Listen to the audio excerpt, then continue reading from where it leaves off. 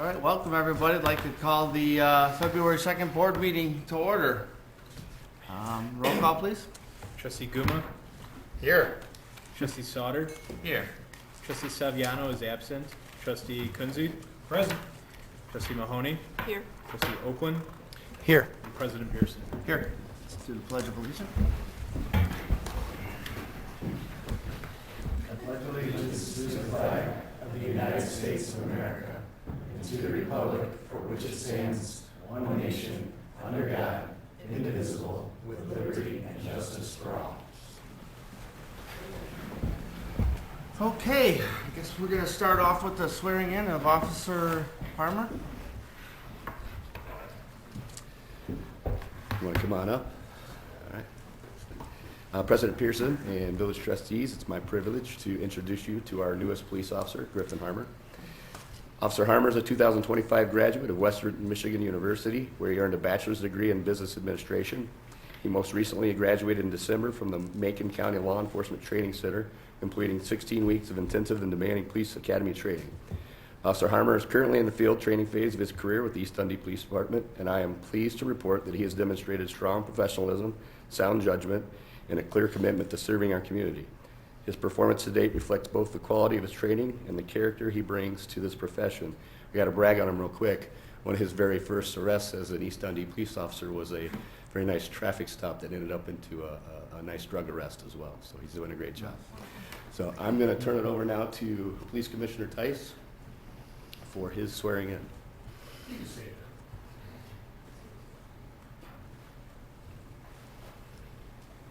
Griffin, everybody here is proud of you, and we want you to succeed. Never forget that. All right. Repeat after me. Raise it right. Thank you. I, Griffin Harmer,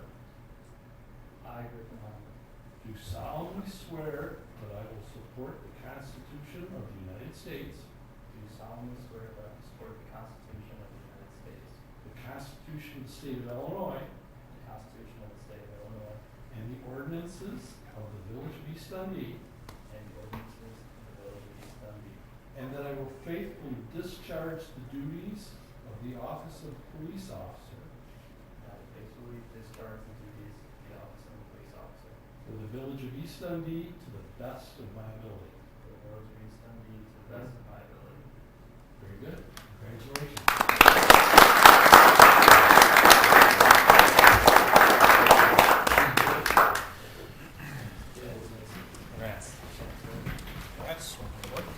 Congratulations. Welcome to East Dundee. Welcome. All right, congratulations.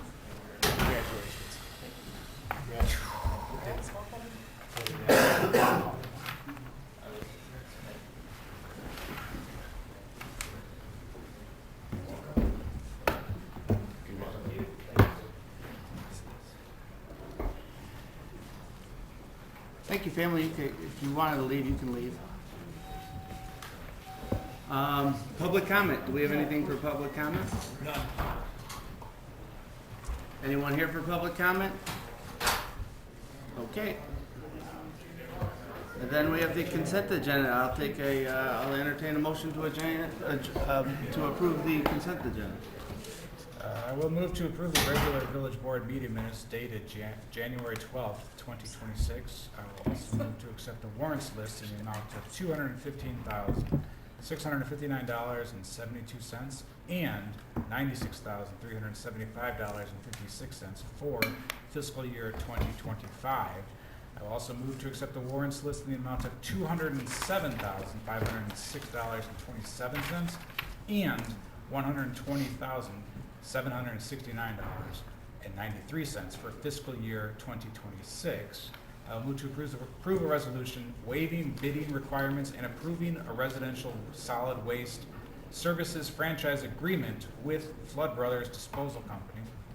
I'll move to approve a resolution authorizing the reduction of a performance bond for sanity sewer improvements for the Terra Business Park Phase 2, owner Pal Land 2 LLC.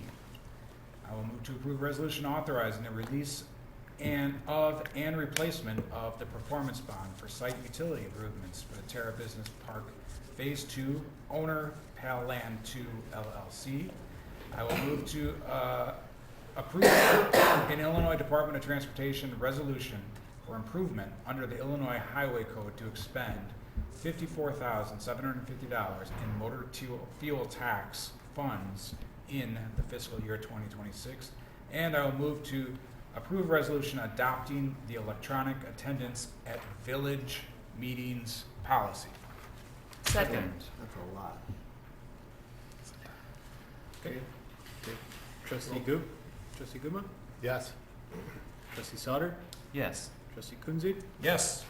Trustee Mahoney? Yes. And Trustee Oakwood? Yes.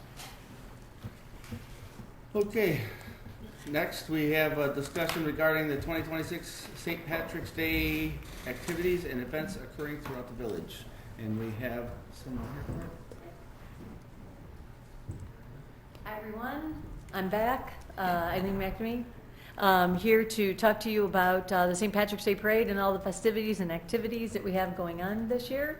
And I think that the only concern I'm going to be having is the new pathway on Water Street. So we'll work it out, we'll figure it out. You know, South Shore Drill Team always comes in super late, and I'm usually throwing them down that road, but they're not going to make that turn, not with that bus. So other than that, you know, I think we've got everything going as usual. Does anybody have any questions?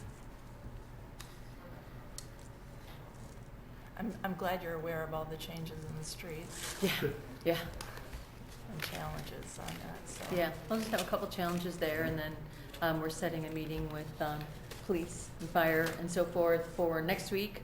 Hopefully everybody can meet that. You don't have it yet, we just did it now. And then, and then go forward. So all the paperwork's in, and just waiting on, I know we're doing a little change on the insurance for this year, and I don't have that present or ready yet, but we will, and as soon as we do, we'll forward it on to the village. Okay. Adding in all the regular additional, additional insurance on the document. Okay. Any questions? I just want to say thank you so much for doing this every year. It is so entertaining to listen to everybody. They love coming out here for this. So I know it's my wife's biggest event. So thank you for doing it. No, our pleasure, and actually this year, that's one of the reasons we moved up the date this year to the 7th, so we could have more entertainment. So as of right now, we have 3 pipe bands coming through, which is really what we want, is we want the entertainment, and we're always competing with everybody else, and glad to see, you know, Flood Brothers always comes out here. They don't even go to Chicago, they come here.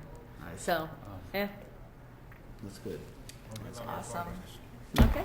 Looking forward to it. Huh? Thank you very much. All right, always appreciate your support, everyone. Thank you. All right. Good night. See you soon. Speaking of Flood Brothers, this also includes, but this is, we're not voting on this. What do you need from us as far as the discussion goes regarding this? I think we're all for it. Right. Yes, actually, we had a conversation about this.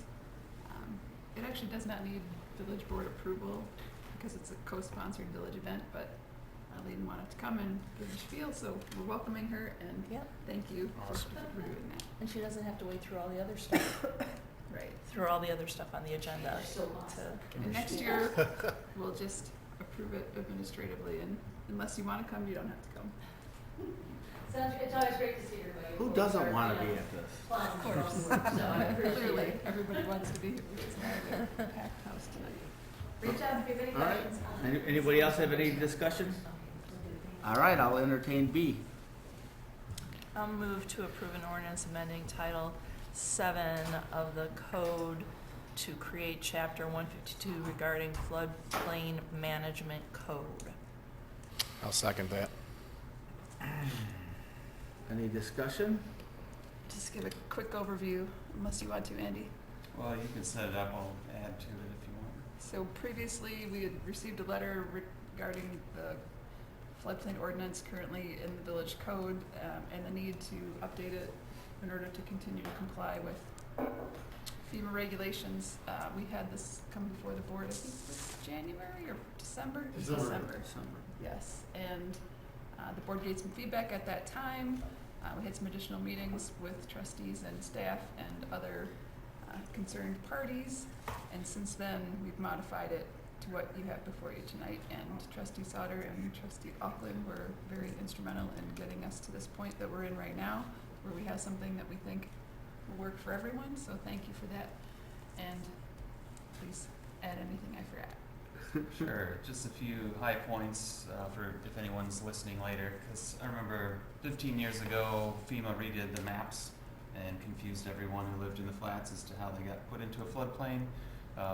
So during that time, a lot of the homes along the river got letter of map amendments to get out of the 100-year floodplain into the 500-year floodplain. So this cumulative cap that we're going to talk about doesn't apply to anyone who has a LOMA. That's a big point for me or for the neighbors that I know who have gotten those. And the big change is that we did from where the ordinance was before to where it is now is there was a cap on homes that are in the floodplain that they could only have 50% of their home's value spent on updates over the whole life of the building. So if you replaced your roof and then siding, did some other repairs, you'd eventually hit that 50% cap and you wouldn't be able to fix your house if anything went wrong, and you wouldn't be able to sell it because no one else can fix it. So that 50% cumulative cap that caused me to be anxious, that resets every 10 years. That was an option that was given by the county that you could choose that. So that was the big change from where it was before to where it is now, is that every 10 years you can spend 50% of your home's value, so it doesn't cap and break your home, basically. There was also, in the original one, substantial damage clause with a substantial improvement clause were added together. So in that life of your home, if there was any damage done to it and you did improvements, you could hit that 50% pretty easy. So it is now separated. So now you have to have 50% damage separate every 10 years and then 50% improvement separate. So someone can improve their home without the worry of infringing on that damage amount. So, and it wasn't only flood damage. So if someone put new roofs, siding, windows on their home and increased the value 30% and then got hail damage, they would have hit that 50% number, and then we would be stuck figuring out what to do with their home. So this was a huge change, and it gave people a lot of freedom that live in that floodplain to be able to fix up their homes. So we want that in our community, people to have nice homes.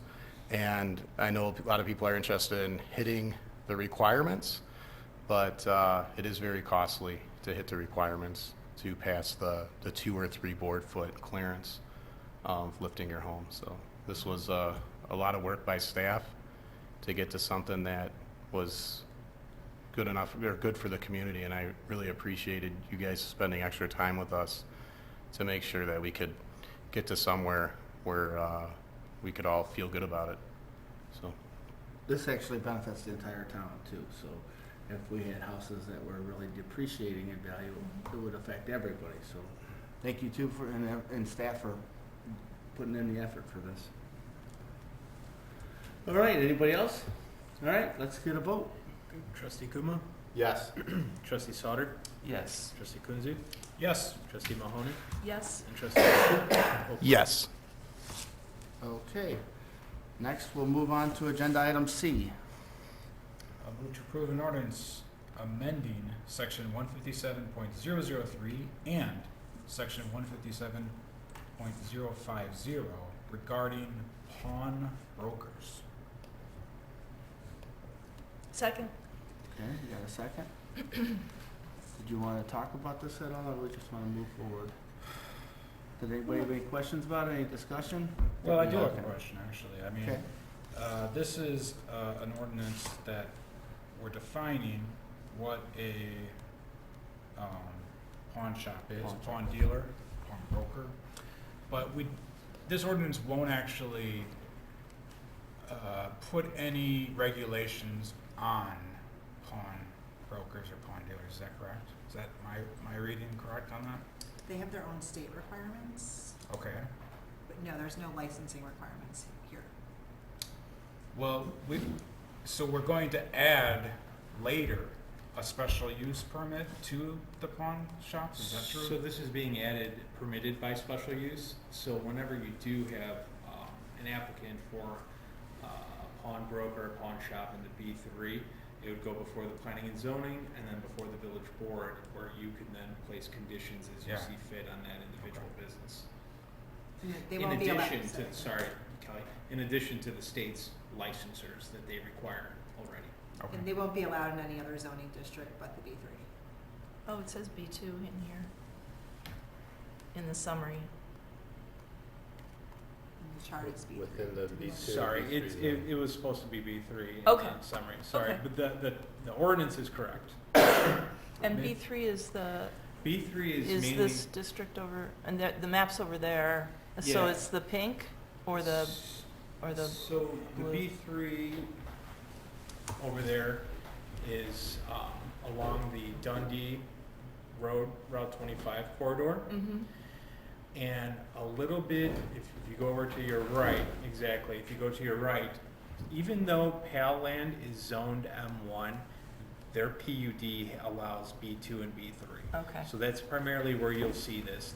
So initially, the recommendation was B2 and B3 for the Okay. PZHC, but the PZHC's logic was that they recommend this to be more on the Route 25 than 72 because B2 is more Higgins Road, Main Street. Mhm. So it's including Higgins, west, or I mean east of 25, but not towards the downtown. Yeah, yes. Anyone else? And this wouldn't affect a current pawnbroker. They would be grandfathered into being where they're at if they're outside of that zone. We don't have any right now. Oh. Okay. But we used to have one We had one. Yeah, it used to at be. 68, and that would be excluded at this, by this We do ordinance. have one that is possibly interested, but I haven't heard much from that lately. All right, roll call? I just want to Oops, sorry. repeat that. We had a pawn shop at 68 and 72, which is a B2. So in this ordinance, we would be saying, no, you can't have them at 68, 72, you can't have them on Route 68 and that little strip mall there. You can't have them along Route 72 anywhere, except for past Route 25. Correct, you'd be approving in B3 only. That's what you. Unless somebody. I don't wanted know to why amend we it. wouldn't want to allow them in B2. It's a special use, we can always say no if we don't like the location they pick. Good point. It's up to the board. I'm with trustee Coonsey on that. I mean, I wish. I'm thinking of, maybe specifically the mall, along By the Elgin Mall? by the Elgin Mall, that whole strip mall there. I believe that's B3. Is it? Yeah, that's B3 here. Okay. B3, 4's here, we got B3 here. So, anyways, I don't see a problem including B2 personally. Where's the B2? Yeah, where's B2? B2 would be Does all anybody along the Route 72 have any corridor, insight along the on Route why- 60. I can CNC make this a little wanted easier and put it up on here for you. Thanks. Franco, did you already say why the PCHC opted not to include B2? Correct, yeah. The initially staff's recommendation was B2 and B3. And then at the Mhm. PZHC meeting, their logic was that the B2 was more Main Street facing facades, and they wanted to keep that open for potentially different uses for the board's consideration. So that's why they opted it for the B3 instead. But generally, staff would be fine with B2 or B3 if the board opted to amend this ordinance. Right. Yeah, that was our initial recommendation. I like what trustee Coonsey says, I don't think that we should be limiting people just for the type of business. The front will all be looking basically the same. So our pink here is B3. Right. What an awesome GIS map. And our, please forgive me, my wife's reminds me every time I'm a little colorblind. I believe this is red, would be the B2, Yeah. right? But like I mentioned earlier, on the PAL land, their PUD, where their new strip mall is, also permits the uses in B2 and B3. So essentially, where the cursor is, and up and down Route 25, I believe this is vacant. That's, That Forest. forest is B3? So the logic from the PZHC was, and we did exactly what we're doing right here, is bring it up on the map, Yeah. and they said this is, kind of like the logic where they wanted to shift the car dealerships to Route 25. This is the same thinking of Yeah. keeping these open for more. Yeah, just Other the uses. gateway of like, welcome to East Dundee as you come down the hill, so you do want like your most desirable businesses to set the tone there. I get that, but also if we can choose, like it is special use, so they would have to come before us, Correct. but at the same time, I wouldn't wanna waste somebody's time Right. putting a lot of effort into something that we're actually gonna say no to because that is the gateway. Well, if someone applies to a special use, I'm gonna move forward with it. I can't tell them no Yeah. preemptively. So a business owner can come up to the board and ask us to rezone it for them for the special use. If they want to rezone to a B3, like say like this property over here wants to be rezoned to a B3, it would have to meet the criteria of the comp plan and be contiguous and all sorts of other land use stuff, but Okay. it's something the board can consider. I guess, I wouldn't want it to be, west of, say, Van Buren, but I think east of Van Buren. Along Route 68, it feels like that's more than appropriate. Right, I agree. For this, so I guess my question is, why isn't, west of Van Buren along Route 72 why is that not considered B1? Not to throw a whole nother monkey wrench into this. oh. I see where you're going. Yeah. What would they I think lose? B1, they're considering, the historical part. Well, B1 is considered downtown business. Yeah, but that's what I just It mean- kind of follow, that's for the historical district, but yeah. follows what President Pearson said to an extent, as you can see the two maps. There's the zoning and there's the historic district. Yeah. So it, again, I mean, I would consider any of those businesses that are in that mall, I would consider all those downtown businesses. Now, the setbacks are different on B1s than RB2. B1s can be right up to the curb, they could look different, aesthetically Which different. they are. Now, Which could we're we hoping to change. could we amend this so that it was B2 and B3, but not in the historic district? Hmm. I don't think so. There's a historic overlay, right? There's a historical district. Boundary map. That's that board. Yeah, I don't think so, because it'd be a land use. But B2 isn't in the historical district. Is there any other further restrictions you could put in the business code of a geographical boundary of a pawnbroker? Well, we did already, we put the 2,500 feet Sure. apart. Can we say So the 2 and 3. Add to that restriction, Add to that, not within a certain 2,500 boundary of a feet historic from a district? church? Yeah. not west of Route Van Buren, you suggested? Yeah. On 72, not west of Van Buren, perhaps? We could amend the ordinance to say that, so basically, permitted in the B2, but not here, Well, Is what you're special saying? use, right? as a special use. If you could do that in the further restrictions we have.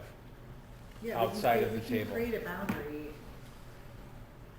My thought is maybe it would be better as an overlay. And I don't have any pending applications on this. This is just to get ahead of the game and make sure we have our buttons, Sure. squared up. Sure.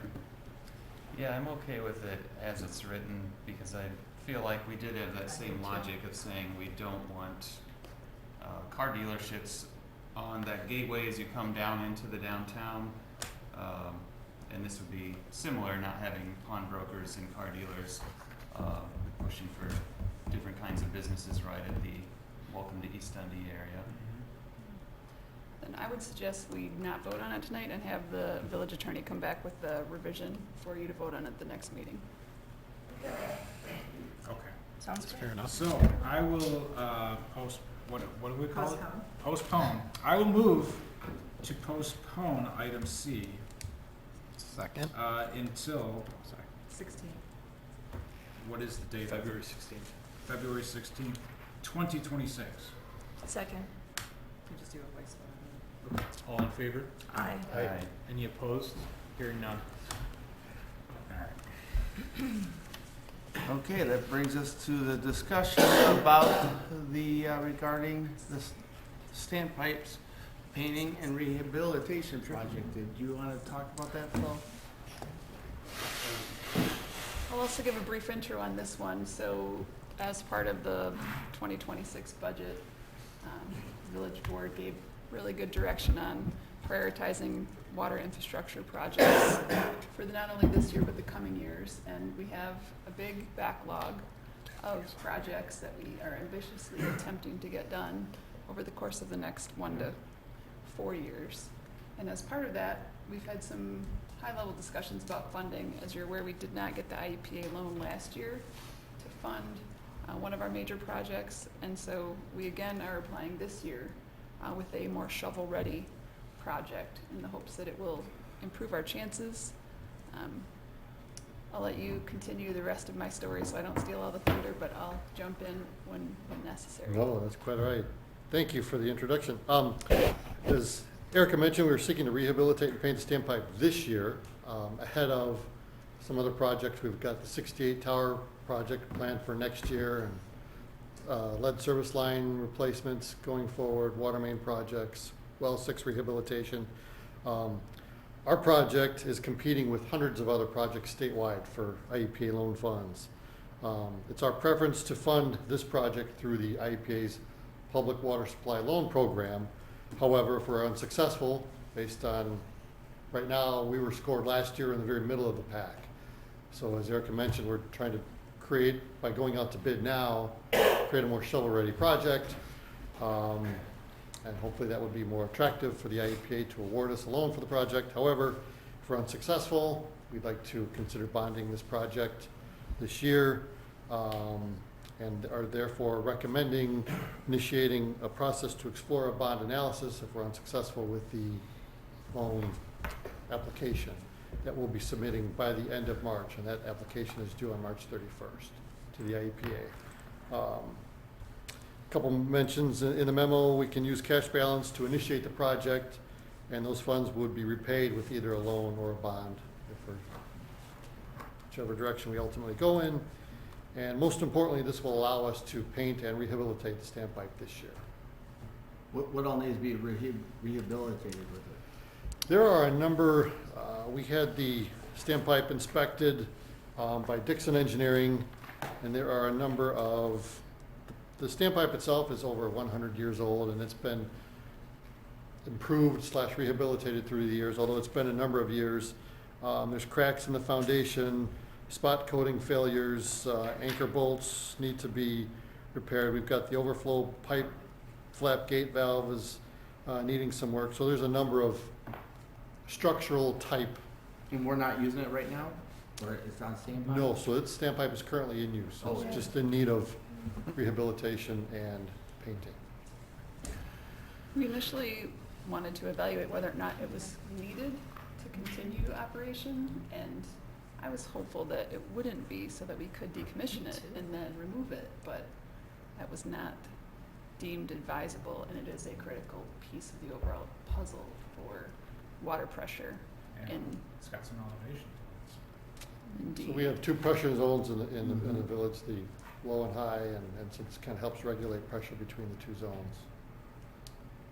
So it's So our unique topography adds immeasurable character to the community, but it also comes at the cost, because you'll see a lot of communities that don't have both one standpipe and 2 water towers.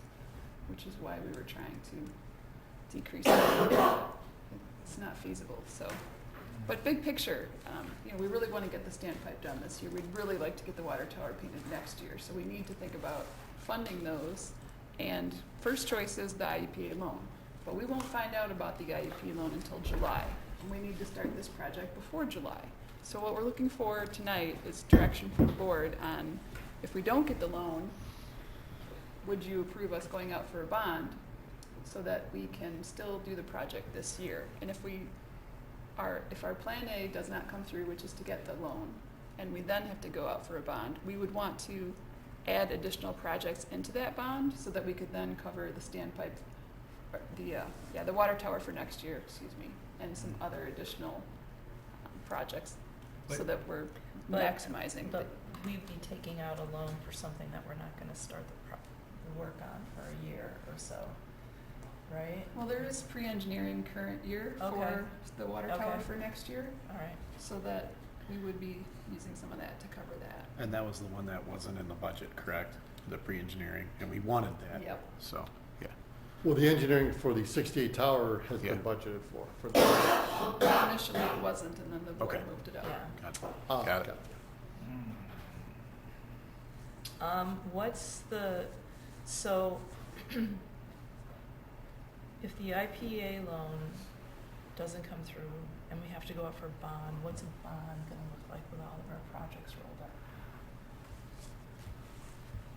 Do you want to opine or shall I? Go ahead, I'll let you start.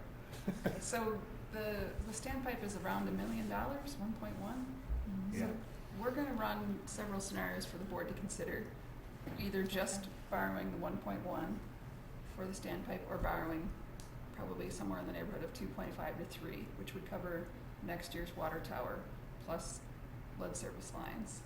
So that 2.5 million over 20 years, it's gonna come in around somewhere around $300,000 a year for 20 years. Now, And we- how are we paying for that? We would be paying that from the water and sewer fund. Okay. Would that change Before- rates? before, didn't we have a fund about the gas tax in place that was gonna help fund the lead service line replacement? Yes, so the gas tax initially was proposed at 1 penny per gallon. The board approved it at 2 cents per gallon and put half of it into the lead service lines? I believe so. I don't Yeah, have so that 1 penny here. to lead service lines, 1 penny to. Erica, what's the interest rate on the IEPA loan? About Close, slightly under 2%. Let's see if I have it here. Yeah, it's extremely low, so that's why it's most favorable to try to get the IEPA loan. If we don't What get the IEPA loan and we have to go out to the market, right now, rates 6%. are, for us, at a project like this, somewhere around 4, but it could be different in a few months when it's time to actually borrow. And I think also how much we borrow too is contingent upon how many lead services we want to incorporate into the bonding project. We can go after, I think Yeah. we've got 350 plus lead services still in town, which is in the $3 to $4 million range-ish. So it depends on how much we want to, how many lead services we want to go after with the bond, and that would be a So- contributing factor. If we're thinking with this auxiliary bond, that we would go for more than just this project, would we not do the same with the Illinois loan? Or can you only go one project with those? We have to apply, each project we have to apply for. So last year, the Baxter Woodman developed a project plan on our behalf. So essentially, it's a report summarizing the projects that we are potentially seeking loan funding for over the next 5-year period. So once we get to a point where we're ready to, that project plan was approved, and once we're ready to pursue loan funding for each project, we have to submit an application for each project. So Baxter Woodman is preparing to do that, and the deadline for submitting the application is March 31st, and then we'll hear sometime, and we might get a preliminary indication in June, but realistically more July for the actual award. Okay.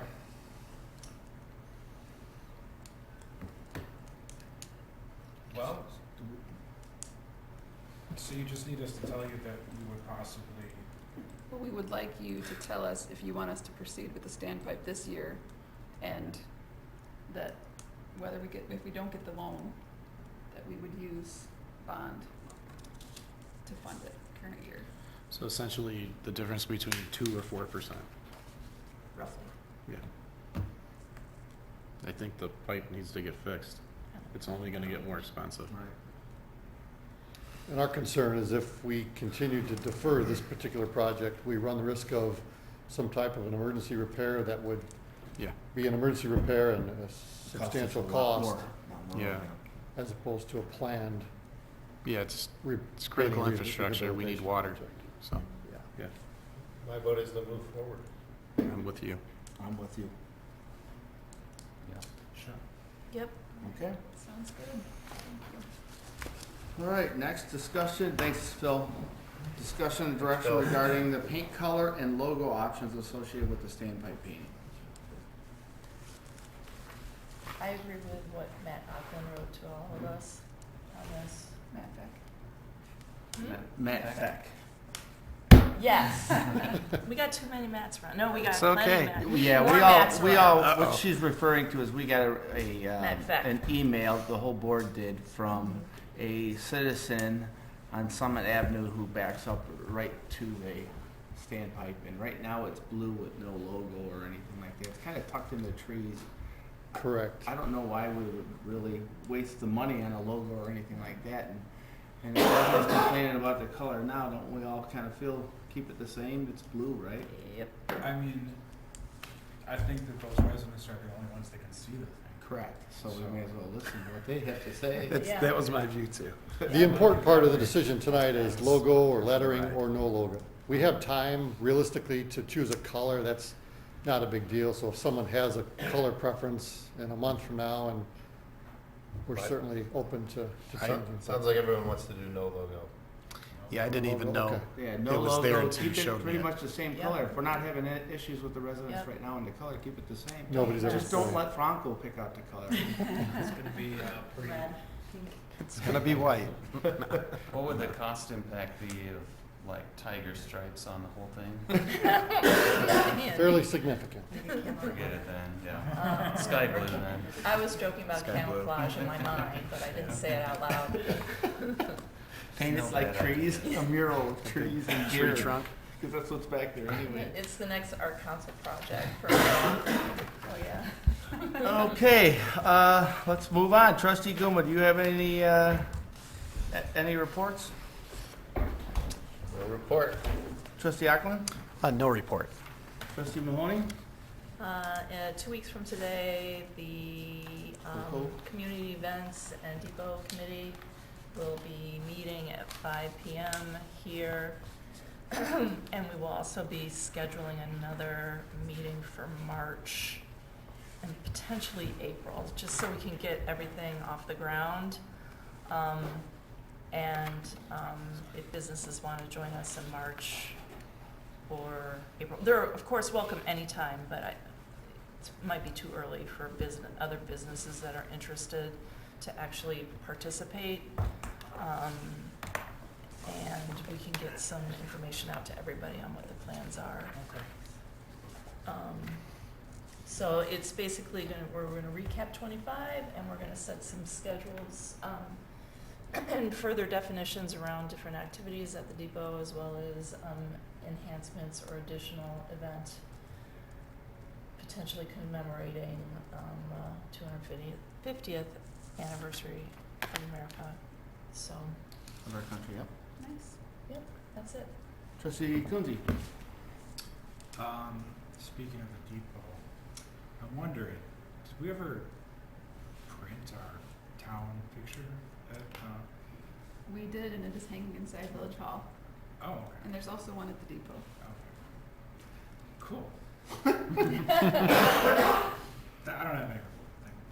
Okay, Trustee Sal? Quick update on the Arts Council. The Black and White Art Show is this February 21st, so in a couple Saturdays. We have over 66 entries, and we limited to one piece of art per entry, so 66 artists at least.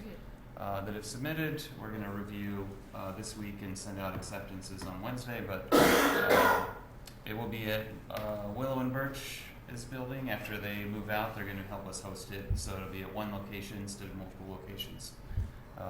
But put it on your calendar, February 21st, from 6 to 9. So Zambonis didn't work out, or? And Zambonis will be involved as well. We're going to Okay. go across the street. There will be a tent set up. They already have a tent set up, but that's going to be used for Dick Blick Art Supplies is going to do art demos there in their tent. That way we have some overflow space and a place where you can go get food. So we'll kind of send people back and forth. Nice. We'll have Black and Gray and Kate with Eastside in that backyard area in heated tents, serving drinks, and then there'll be food over across the street. Sounds nice. Very nice. All right. Looking forward to it. That's it? Yep. Joe? No report. Phil? Just a quick mention, hopefully you had a chance to read our email, we have a new public works employee started today. Excited to have Carter on board and new members member of the team, so. All right. Wonderful. Chief? No report. Chris? No report. Caleb? No report. Bronco? No report. Kelly? Report. Erica? No report. Thank you No very report. much. I'll entertain, we don't have anything for the executive session, right? Nope. I'll entertain a motion to adjourn. So moved. Second. All in favor? Aye. Aye. Any opposed? Hearing none. That was a nice. Years.